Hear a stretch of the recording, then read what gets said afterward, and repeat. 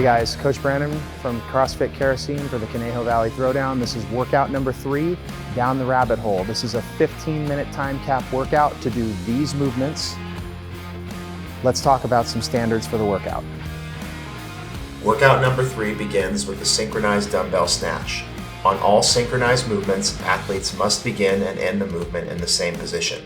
The dumbbell snatch begins with the dumbbell resting on the floor and ends with the dumbbell overhead with the athlete's hips fully extended, elbows and knees locked out.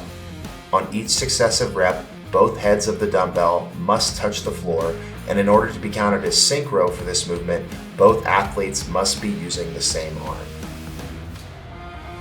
Next up, you have 30 calories on the rower. You can break up the work with your teammate however you see fit. However, you must reach 30 calories before transitioning to the next movement in the workout. No ghosting calories. Row normally, push with your legs and pull with your arms. Don't try to row at an abnormal pace to fool the Concept 2 rower, as this could result in a disqualification from the entire event. From there, you have 20 synchronized dumbbell hang clean and jerks. The dumbbell hang clean and jerk begins with the carrying arm fully extended and the dumbbell at or above the kneecap. The movement ends with the dumbbell in the overhead position with the hips fully extended and the elbows and knees locked out. In the overhead position, the dumbbell should be over the heel so that the arm is not in front of or to the side of the body. On each rep, athletes must bring the dumbbell to the shoulder before pressing overhead. To be counted as synchro, both athletes must start and finish the movement in the same positions and must be using the same arm. The timing through the middle of the movement does not need to be the same. Next up are 30 chest to bar pull-ups. You can break up the work for this movement as your team sees fit. The chest to bar begins with the arms fully extended in the hanging position. The feet may not touch the ground. Each rep finishes when the athlete's chest touches the bar. You may kip or butterfly the chest to bar pull-up so long as your chest touches the bar on each rep. If you are a scaled athlete, you will be performing ring rows for this part of the workout. Rings will be set at 45 inches above the ground for all athletes. To begin the movement, stand with both feet below the rings and lie backwards until the arms are fully extended. Each rep will begin from this position. From there, pull the body to the rings until the rings touch the sides of the chest. And you are on to the synchronized weighted box step over. The weighted box step over begins with both athletes standing on the same side of the box and ends with both athletes standing on the opposite side of the box. At least one foot must be in contact with the box during the step over, and both feet must pass over the center of the box. In order to be counted as synchronized, athletes must perform each rep together, and both athletes must carry the dumbbell in the same way. As an example, if one carries on the right shoulder, the other athlete must do the same. To be synchronized, athletes must also step onto the box with the same foot. That brings us to the deadlifts. You have a tie break here, so fight to hold on to those reps. We recommend cycling the barbell. This movement may be divided between athletes. Each rep of the deadlift begins with the barbell resting on the floor. The rep is considered complete when the barbell is lifted to the point that the hips and knees are fully extended and the shoulders are behind the bar. Bouncing the bar off the ground for successive reps is not permitted. It's time for this workout to get really spicy.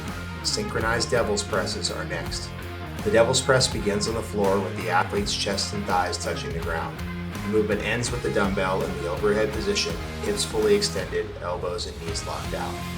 In the overhead position, the dumbbell should be over the heel, not to the side of or in front of the body. To be counted as synchronized, both athletes must start each rep in the same positions and must have the dumbbell in the same hand. The way the athletes move the dumbbell during the middle of the movement does not matter for synchronization. Only a couple of movements left. Now you've got 30 bar muscle ups. Break these up however your team desires. The bar muscle up begins from the hang with the arms fully extended. Feet must not be touching the ground. Kipping is allowed, but pullovers, rollovers to support, and glide kips are not permitted. The athlete must pass through some portion of the dip before locking out over the bar, and the rep is credited when the arms are fully locked out in the support position above the bar. Scaled athletes will perform the burpee pull-up in lieu of the bar muscle up.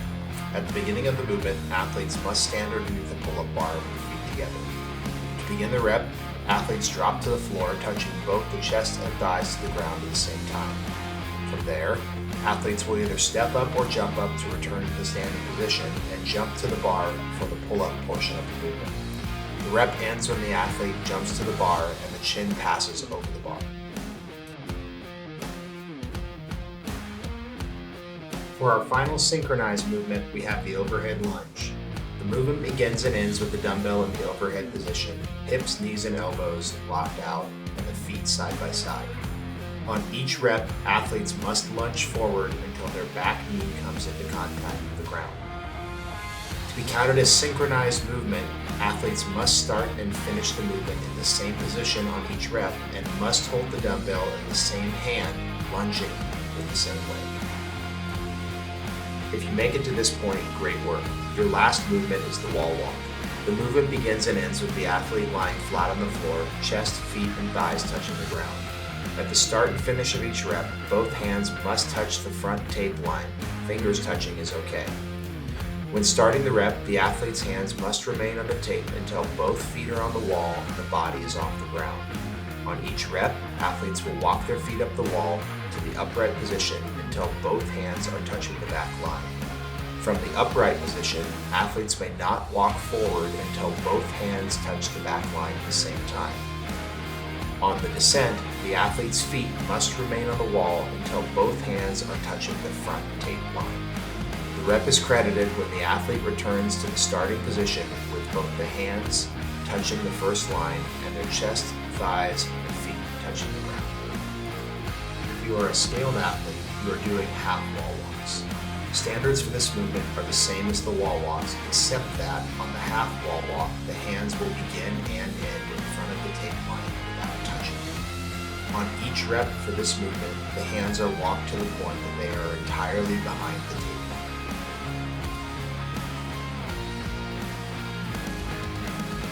So that is down the rabbit hole, your final workout at 15 minutes. This is a long workout. Make sure you test this, figure out how you're going to break up those individual movements. We'll see you at the Conejo Valley Throwdown.